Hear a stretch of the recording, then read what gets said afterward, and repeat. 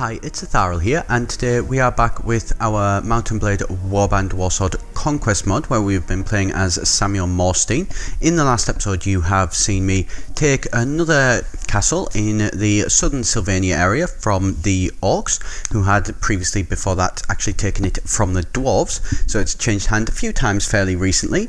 Here we are just coming up on it now. It is a very nice place. It is easily defendable right up there in the mountains. There's only really one way to come up to it, so that is quite a nice defensible point for it. I think that should ultimately benefit us in the long run, although at the minute we are rather overstretched, and a problem that I have realised is that our two lands are massively apart from each other, which is not really a situation we want to be in, but we're going to see how everything goes here. We have built back up our army since last playing and actually managed to get a new guy to work with us. He is a dark elf who is more than a little bit skilled. He is a lot better than our previous other named characters, so hopefully he should be able to bring something very good to the actual playing field. He is actual tactician as well, so we're getting some extra options with them, but for the minute Samuel has actually sent him out claiming to use him basically to improve his right to rule, something that we are sorely lacking in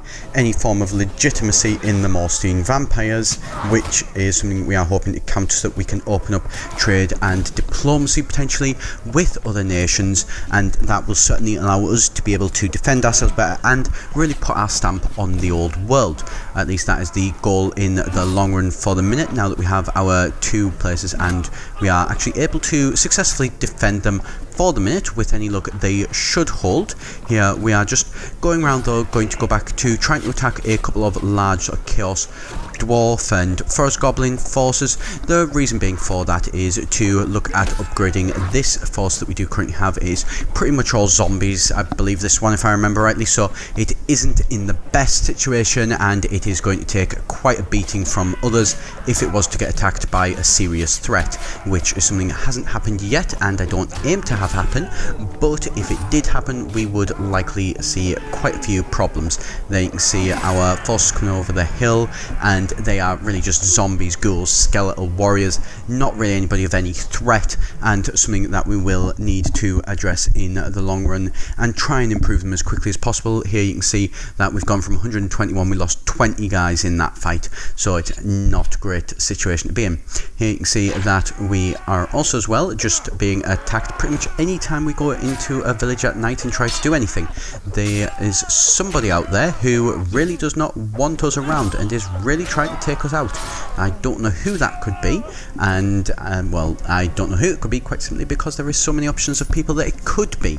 It could very well be the Empire, it could be the Orcs, it could be the Dwarves, it could be Kislev, it could be the Wood Elves, Bretonnia, all of which have attacked us at some various point with varying degrees of success, but still success nonetheless. And so here we are going to, after having received the extra gold from the weekly pays, we do actually decide, Samuel decides that one of the things he is going to need to do to be able to support these two castles and a larger force overall is that he is going to need to bring in some more money.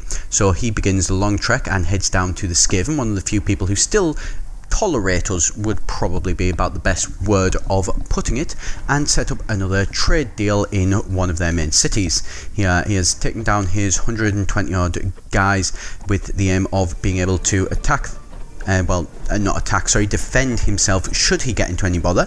Might have possibly been better to have gone with an option for trying to do a sort of smaller force and then just being a faster moving force, but we've decided to go with the larger force, and then we can aim to get a little bit of experience with here what we're doing here of attacking a caravan and some other forces if we did run into them, to be able to make a better force. Here you can see the Bretonians, somebody we haven't had much contact with in the past as we are on the other side of the Empire to them. They are a very nice force. They have a lot of mounted units and they are very much based on medieval England, Arthurian legend and things like that. They are a stark change to the humans of the Empire, who are more Germanic, well, Renaissance Germanic, early Renaissance, late medieval, basically think Holy Roman Empire style for any history buffs out there. And we are quite simply going to cut through them as we massively outnumber them, despite the fact that they are basically walking and often riding lumps of metal in their full plate, so they are quite dangerous. They do, I believe, manage to take out a fair few of our guys, but overall we are managing to do a fair bit of damage to them just through sheer weight of numbers.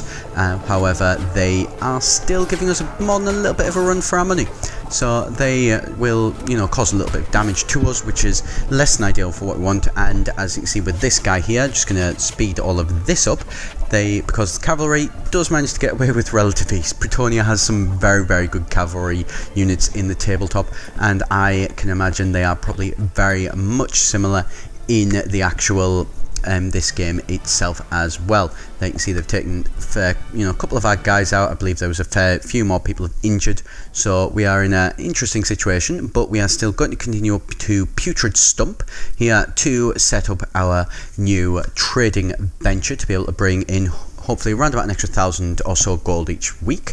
And here is Hecate, who is our guy that I was telling you about earlier on, the Dark Elf who has joined to us, managed to increase our right to rule ever so slightly.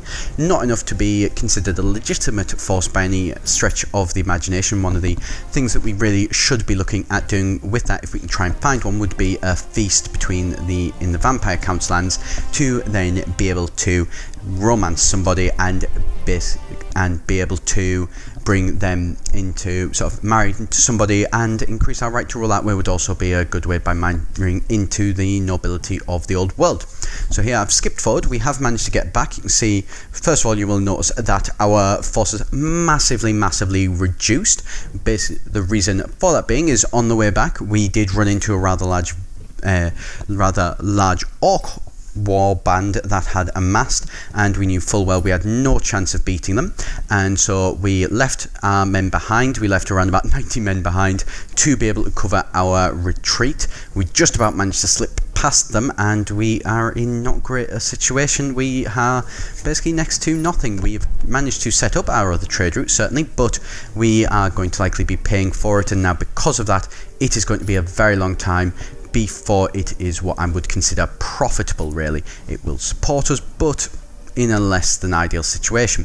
So here you can see Samuel is going around desperately trying to get as many forces as he can, manages to get an extra 30 when he does decide to try and attack these dwarves. However, they do get support sites, so there is about 66 of them, so we're on about even footing. However, because we are basically all zombies, that is probably, I think I realised very quickly here, Samuel certainly does realise this is not going to go in his way. This is not what he wants, but it's what he's kind of pretty much he's committed to now, so he's going to have to just deal with it as best he can, and at the very least make enough noise to be able to take out a fair few of their guys, so that at least when he goes down, he's going to go down swinging, which is more than likely what is going to happen here. He's lining all of his troops up on the top of the hill, hoping to be able to maybe do a little bit of damage. You can see there the Slayers coming running into his front line. Slayers, you know, they are ideally suited for just killing swaths of zombies and things like that. They are going to cause a lot of damage to our people.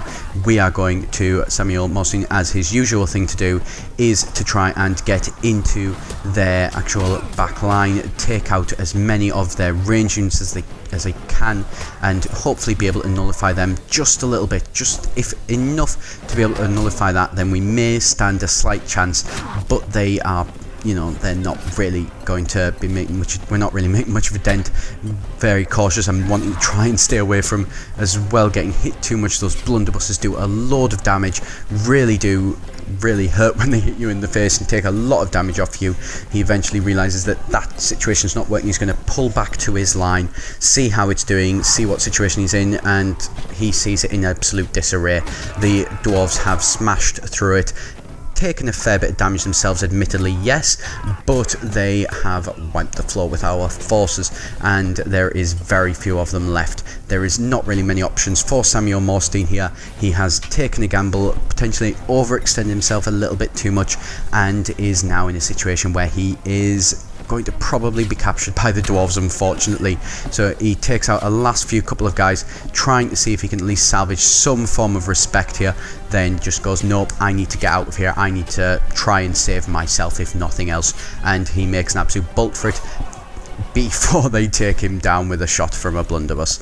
He only managed to take out 21 of their people. So there we go. As you can see, he tries to run for it, but his guys slowing him down. The runesmiths, they capture him, take him prisoner, and he is now going to spend a little bit of time as a prisoner of the dwarves, which is not great to say the least. So we're going to pretty much leave it there. Luckily, when he does come back, the actual two of our main guys, our Ekti and our vampire named here as well, do luckily decide to stay with me, so that is a positive at least. So I'll leave it there for today. So thank you very much for watching. Do be sure to subscribe if you enjoyed the video, and I shall see you next time here at EGN.